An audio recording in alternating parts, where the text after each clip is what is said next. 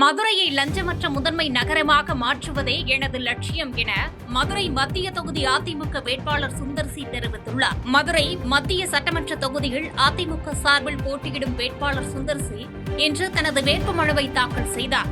இதனைத் தொடர்ந்து செய்தியாளர்களை சந்தித்த அவர், கடந்த 10 ஆண்டுகால திமுக ஆட்சியில் அடிப்படை வசதிகள் கூட செய்யப்படவில்லை என குற்றம் சாட்டினார். மேலும் கனிமொழியின் விமர்சனத்திற்கு பதிலளித்த அவர், சேவை செய்ய ஊர் ஒரு தடையல்ல என்றும் மதுரையிலேயே வீடு எடுத்து தங்கி மக்களுக்காக தான் பணியாற்றப் போவதாகவும் பதிலடி கொடுத்தார். நல்லது செய்யணும்னு நினைச்சா யார் எங்க வேணாலும் நிற்கும். யாருங்கிறது முக்கியம் இல்லை, எங்கிருந்து வந்தாங்க முக்கியம் இல்லை.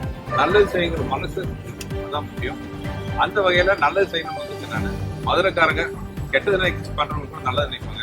நான் நல்லது செய்யணும்னு நினைக்கிறேன். கண்டிப்பாக எனக்கு வந்து மிகப்பெரிய ஆதரவு கொடுப்பாங்க நம்பிக்கை எனக்கு. நான் வந்து வெளியூர்காரங்க, இனிமேல் நான் மதுரைக்காரன், இங்கே வீடு பார்க்கணும், இங்கே தான் குடியிருப்பு போகணும். மாசத்துல 15 நாள் என்னுடைய வாழ்க்கை இங்கே தான். நான் மதுரைக்காரன்.